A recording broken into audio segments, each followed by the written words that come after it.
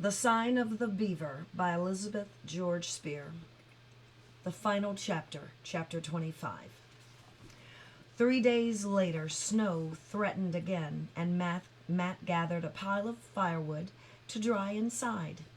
He had just carried in his third armful when he heard the dog barking frantically a short distance away. Matt found himself standing on the bank of the creek, his feet braced, the ridge of hair standing up along his back. Peering along the creek, Matt caught his breath. Something dark was moving along the frozen course of the stream, a huge shape, too large to be an animal, even a moose. Then he saw it was a man, dragging behind him some sort of sled. He didn't move like an Indian.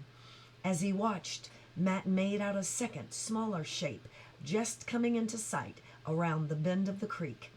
He did not dare to shout for fear they would vanish like ghosts. He stood still, his heart pounding. Then finally he began to run. "Pa!" he choked. "Pa!" His father flung down the pack he carried. His arm went around Matt and held fast, though he could not manage to speak a word. Then Matt saw his mother struggling to climb down from the sled. He bent and threw his arms around her. How small she seemed, even under the heavy cloak. Sarah came floundering through the snow in her father's footsteps and stood staring at him, her eyes bright under the woolen hood. She wasn't the child he remembered. Awkwardly, he put his arms around her and gave her a hug. Then they were all talking at once, trying to be heard over the fierce clamor of the dog. "Quiet! Quiet!" Matt shouted at him. "This is my family. They've come! They've actually come!" They pushed their way through the snow to the cabin, leaving the sled where it stood in the middle of the ice. Matt helped his mom over the doorstep. He could see she was scarcely able to stand, and he pulled a stool nearer the fire for her. She clung to him, her eyes on his face. Matt would hardly have recognized her, so thin and pale, with great shadows under her eyes. But those eyes were warm and shining, and her smile was as beautiful as he remembered. "I was bound we'd get here for Christmas," she panted.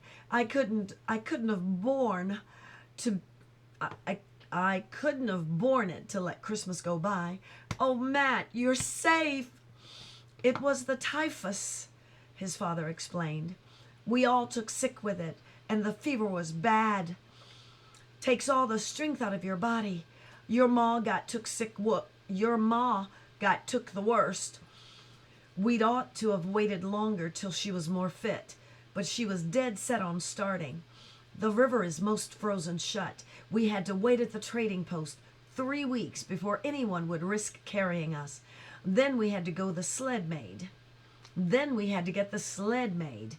But your ma, she kept pushing at us. She's a rare one, your ma." "I had to," she said, "thinking of you alone in this place." "It wasn't so bad," Matt stouted.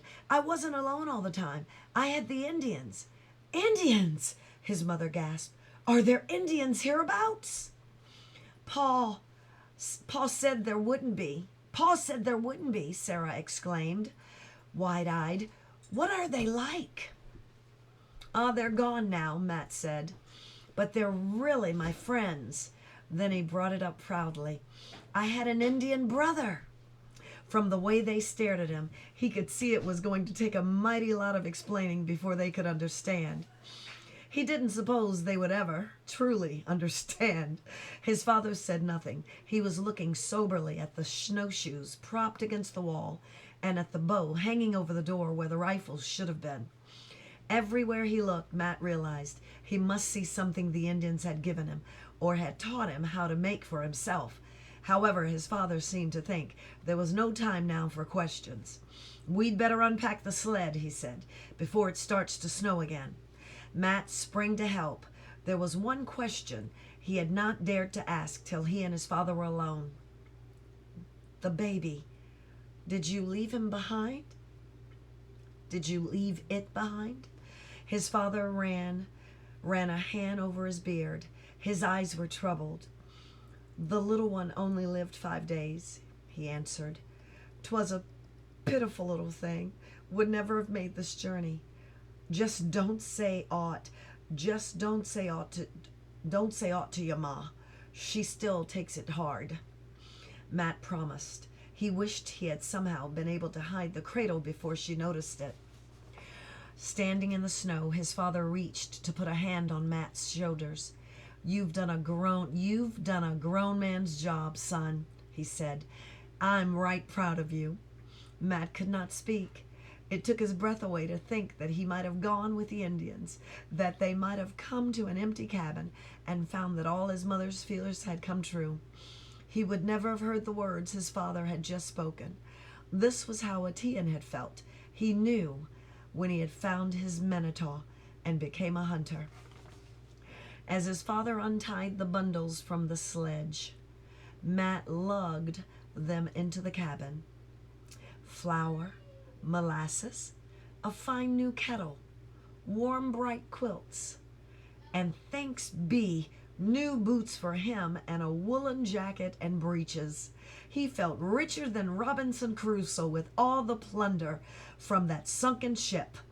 Then he noted that his father had a new rifle, and presently he discovered, poking out from his mother's pack, his own old musket. He hadn't a doubt that she had learned to use it, and would have to, had her family been threatened.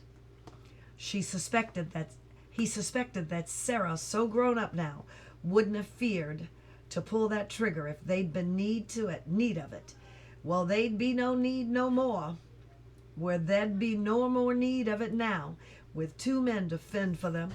Inside the cabin, Sarah was bustling, capable about, unwrapping the pewter dishes, setting out the little whale-oiled lamp that had always stood on the table in Quincy.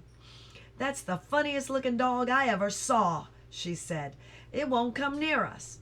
He's an Indian dog, Matt told her. He's suspicious of white folks.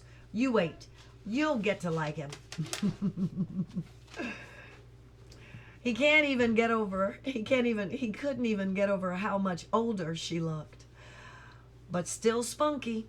Her eyes were sparkling, and Matt suspected that for the long journey he had just been an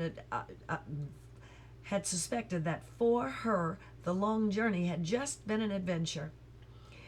He should have made her a bow instead of a doll, and he would too, the first chance he got.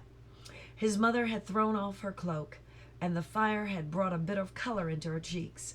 She was making a great show of coming home. If the cabin seemed rough and cramped after the pretty house she had left behind, she never let on for a moment. She went about admiring everything, the drying ears of corn, the strings of pumpkin, the fine new wooden bowls he had carved. All this food, she marveled, and I've been feared you were starving. He was thankful now for the times he had gone hungry to save what he had come for, what he could have for their coming. There's jerky for supper, he told her. I tried not to eat too much of it. You can make pretty fair stew with that and a little pumpkin. Some salt would sure help if you bought any. As he started out again, his mother stopped him and put her hands on his shoulders. Wait 1 minute, she said. I just want to look at you.